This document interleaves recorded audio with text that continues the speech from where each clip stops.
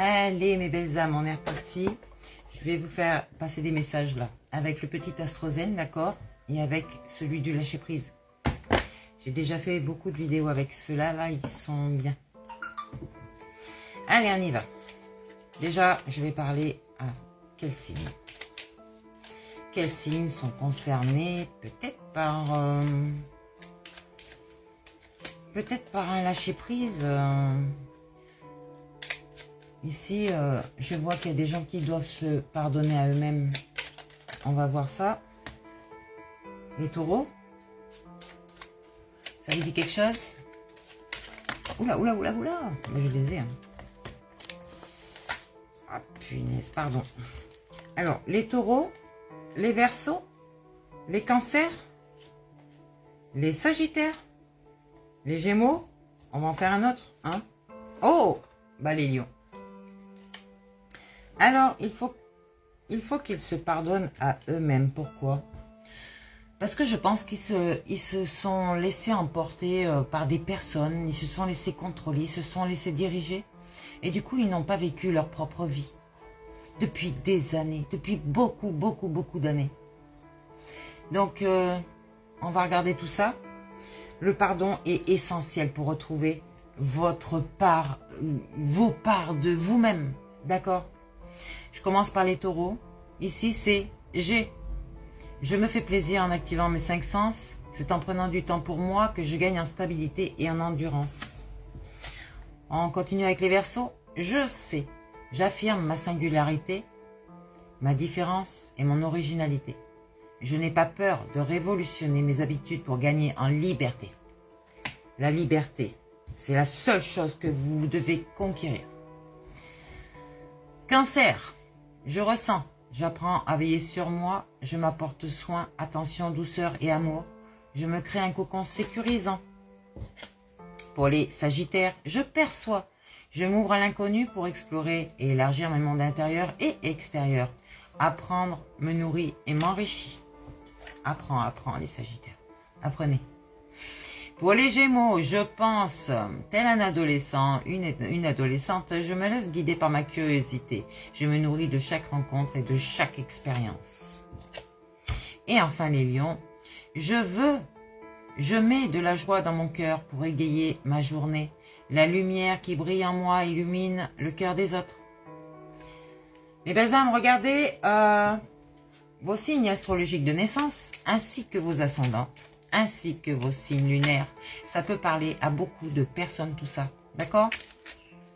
C'est pas uniquement voilà, votre signe de naissance, votre premier signe qui est le plus important. Souvent, l'ascendant vient compléter votre signe. Ici, on parle de Mars. Mars est une planète dans l'action, d'accord? C'est notre énergie masculine. On te dit ici, je suis réactivité. Réactivité. Je me lance avec audace dans la nouveauté en criant victoire. Une alarme. Je réveille ma guerrière, mon guerrier intérieur, motivé et dynamique. Je respecte mes besoins de conquête et d'action. Repassez le message, je ne vais pas vous le relire, je perds du temps là. Très intéressant et superbe message. Ça veut dire qu'il y a beaucoup trop de monde qui sont dans les rêves, d'accord? Il y a beaucoup trop de monde qui sont dans leur énergie féminine. Oh là là! Et il y a énergie yin. Je parle d'énergie féminine, je trouve l'énergie yin ici. Je suis réceptivité, je suis eau, plein de magie et de poésie, je suis à l'écoute de qui je suis. Mais, si vous voulez passer à l'action, il faut cette énergie masculine. Il faut équilibrer les deux, d'accord? Ici, on vous parle de la maison 6.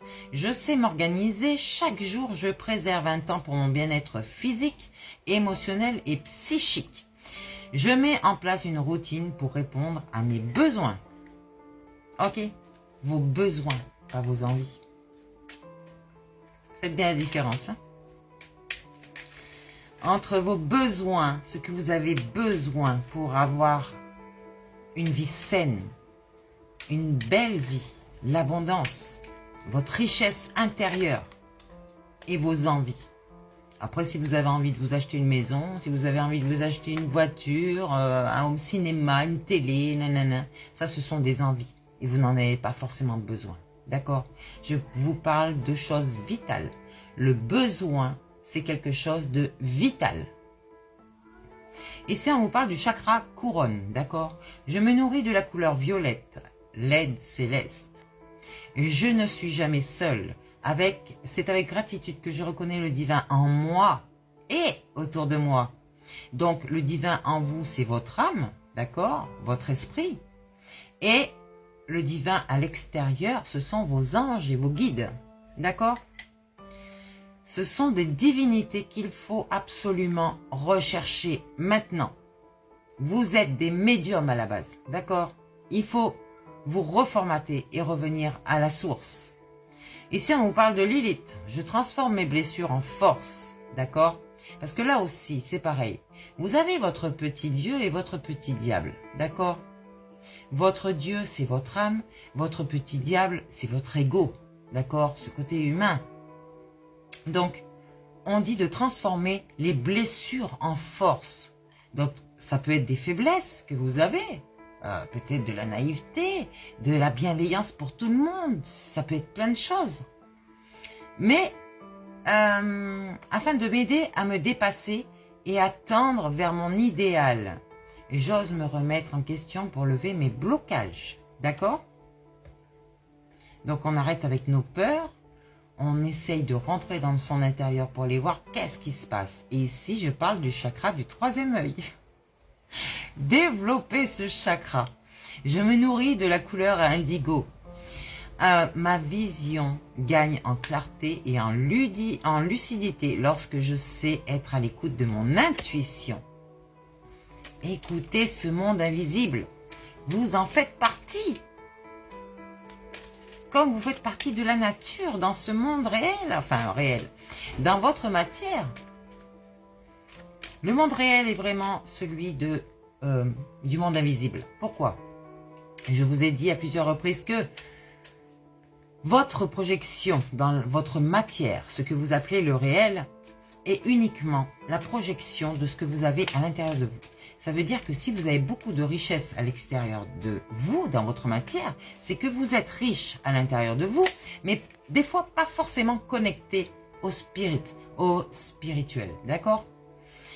Ici, vous êtes avec Uranus. Je suis éveil. Je fais face à mon évolution intérieure, à ma révolution intérieure, pour accéder à un monde meilleur. J'accueille le changement en me libérant de mes résistances. Je respecte mes besoins de nouveauté et de transformation. D'accord? Donc, votre résistance ici, vous la lâchez. Vous lâchez prise dessus et on vous dit de rester plus dans la résilience. Donc retrouvez cette paix intérieure, cette sérénité et vous verrez que tout se passera bien, magnifiquement bien même. Ok? Allez, encore un petit message. Oh, on vous parle de pleine lune ici. Je prends le temps de me reposer et de m'écouter parce que elle va vous faire lâcher prise sur les situations que vous voulez absolument contrôler. C'est pour ça que vous n'arrivez pas à dormir des fois. Moi, ça m'a fait longtemps. Et depuis, je dors parce que j'ai lâché prise. J'en ai marre de réfléchir pour arriver à rien du tout. D'accord? Donc, je laisse tout dans les mains du divin. Mon âme, mes anges, mes guides, ils résolvent tout ça à ma place. Je fais une auto-évaluation afin de mieux comprendre ce qui ne fonctionne plus et ce que je dois et dont je dois me libérer. Ah, je vais y arriver. Ici, nous sommes en maison 9. J'ouvre mon esprit maintenant. Ce que j'apprends et expérimente m'aide à grandir et à gagner en confiance et en sagesse. Ok? On vous parle du nœud du Nord ici. J'accepte de suivre la voie de mon âme. Mon Dieu, merci. Je fais face à ce que je ne connais pas et je m'engage à sortir de mes vieux conditionnements. Oh, on parle à des éléments hauts ici. Je suis connectée. Plus je suis proche de mes émotions profondes, plus je gagne en liberté et en subtilité. Oui. Et ben voilà, j'ai terminé avec ce petit jeu ici.